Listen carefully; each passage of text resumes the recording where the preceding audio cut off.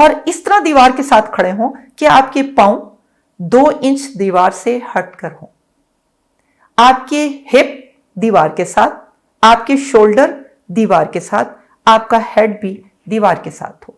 फिर अगर आप अपने हाथ से चेक करें तो आपके हिप और आपके शोल्डर के दरमियान में खाली जगह में आपका हाथ आसानी से आगे पीछे हो सकता हो। ये प्रैक्टिस आपने करनी है। इस तरह आपके पोस्चर में एक बहुत खूबसूरत तब्दीली आएगी जो आपकी शख्सियत को एलिगेंट कर देगी। शोल्डर कुछ इस अंदाज में होते हैं। जब ये शोल्डर ऊपर को उठे हों तो ऐसा फील होता है। अक्सर लोग पूछते हैं कि फिर चलना कैसे है। जब हम चलते हैं तो अमूमन हमारे हाथ हमारी पॉकेट्स में होते हैं या इस तरह पीछे बंधे हुए होते हैं। हमारे हाथ ना तो पॉकेट में होने चाहिए और ना ही पीछे बंधे हुए, बल्कि बिल्कुल स्ट्रेट हमारी साइडों के साथ होने चाहिए। और ऐसी सूरत में इन्हें आप चलते वक्त थोड़ा सा आगे। अस्सलाम वालेकुम, here me Zaina Jawad as a motivational speaker to teach you how to improve your personality. Mostly मेरे स्टूडेंट्स और सब्सक्राइबर मुझसे ये क्वेश्चन करते हैं कि हम अपनी पर्सनैलिटी को कैसे ग्रूम करें, हम किस तरह का पोस्चर इख्तियार करें कि जब हम किसी महफिल में खड़े हों, और हम किस तरह चलें कि जब हम किसी महफिल में एंटर हों तो तमाम लोगों की नज़र हम पे मरकूज हो, हमें अपना आप भी अच्छा लगे और हम दूसरों के लिए भी अट्रैक्शन का बायस बन जाए। तो इसके लिए मैं सबसे पहली बात ये कहती हूँ कि आपका पोस्चर ऐसा होना चाहिए, इतना एलिगेंट कि आप तमाम लोगों में से मुनफरद नजर आएं।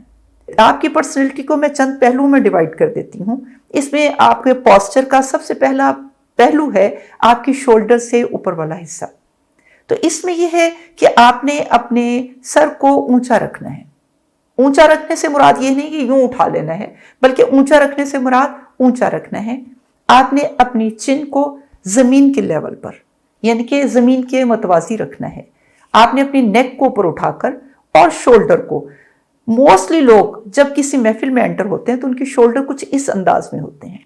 जब ये शोल्डर ऊपर को उठे हों तो ऐसा फील होता है कि आप टेंशन में हैं, आप किसी स्पेसिफिक किस्म की डिप्रेशन में हैं, आप में लेक ऑफ कॉन्फिडेंस है। इसलिए शोल्डर को हमेशा पीछे की तरफ और नीचे की तरफ रखना है। आपने अपना हेड ऊपर, नेक सीधी, चिन सीधी और शोल्डर को पीछे की तरफ और नीचे की तरफ रखना है।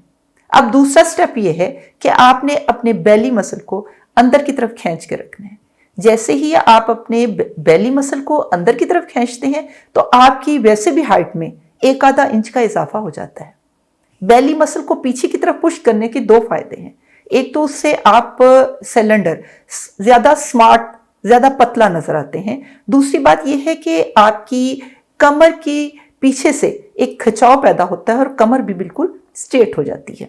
अब ये जो 2-3 बातें मैंने आपको बताई हैं, इन्हें आपने प्रैक्टिस करना है। प्रैक्टिस कैसे करना है कि आपने अपने आप को दीवार के साथ ऐसे जोड़ लेना है और इस तरह दीवार के साथ खड़े हों कि आपके पांव 2 इंच दीवार से हटकर हों, आपके हिप दीवार के साथ, आपके शोल्डर दीवार के साथ, आपका हेड भी दीवार के साथ हो।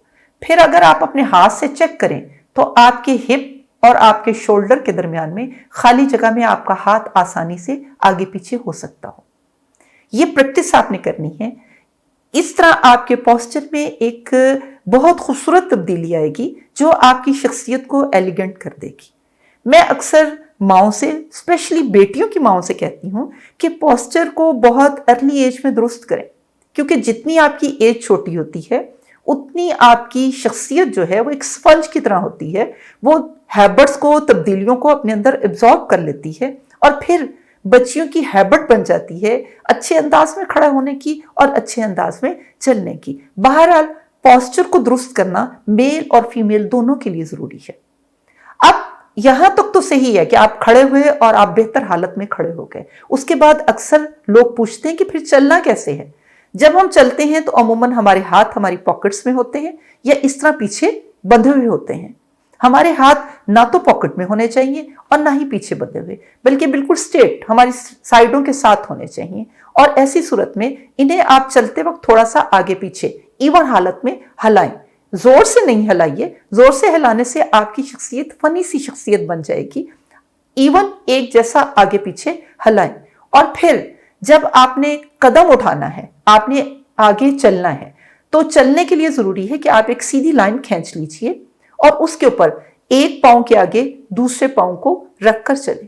آپ اس طرح چلیں گے جیسے ایک ماڈل چلتی ہے، پاؤں کے آگے پاؤں کو رکھ کے اس طرح سٹیپ کو آپ آگے بڑھاتے چلے جائیں گے، اور بالکل سٹریٹ، جس طرح ایک لائن چلتا ہے، جس طرح ایک ٹائگر شاندار چال چلتا ہے، اس طرح چلتے ہوئے آپ جب بھی کسی محفل میں داخل ہوں گے تو تمام لوگ آپ کی طرف دیکھیں گے۔ لیکن ایک اہم بات جو آپ نے ہر صورت میں یاد رکھنی ہے وہ کیا ہے؟ جیسے آپ نے اپنے سر کو بلند رکھنا ہے، ایسے آپ نے اپنی نگاہ بھی سر بلند رکھنی ہے۔ موسٹلی ہوتا یہ ہے کہ ہم بہت اچھا چل رہے ہوتے ہیں، ہمارے نیک سیدھا، ہماری کمر سیدھی، ہمارا سر اٹھا ہوا، پاؤں بالکل سٹریٹ، ہاتھ اچھے چلتے ہوئے، لیکن ہم میں ایک خامی ہوتی ہے کہ ہم نے نظریں نیچے جھکائی ہوتی ہیں، ہم نیچے دیکھ دیکھ کے چل رہے ہوتے ہیں، کہیں ہم گر نہ جائیں، کہیں ٹھوکر نہ لگ جائے۔ تو پچھلی جتنی خوبصورت باتیں آپ نے کی، کمر سیدھی، نیک سٹریٹ، ہیڈ اٹھا ہوا، چن زمین کے لیول پہ، قدم بالکل سٹریٹ، ہاتھ اچھے ہلتے ہوئے، لیکن اگر آپ کی نگاہ سر بلند نہیں ہے تو باقی کی ہوئی محنت پر پانی پھر جاتا ہے۔ اس لیے اپنی نگاہ کو سٹریٹ، چاروں طرف سے اویئرنس لیتے ہوئے، ایک شیر کی نگاہ رکھتے ہوئے محفل میں داخل ہوئیے۔ اگر آپ اس طرح محفل میں داخل ہوں گے تو تمام لوگ آپ کی طرف دیکھیں گے، آپ ایک بہت اچھی ایلیگنٹ شخصیت بن جائیں گے۔ نہ صرف لوگ آپ کی طرف اٹریکٹ ہوں گے بلکہ آپ کو اپنا آپ بھی بہت اچھا لگے گا۔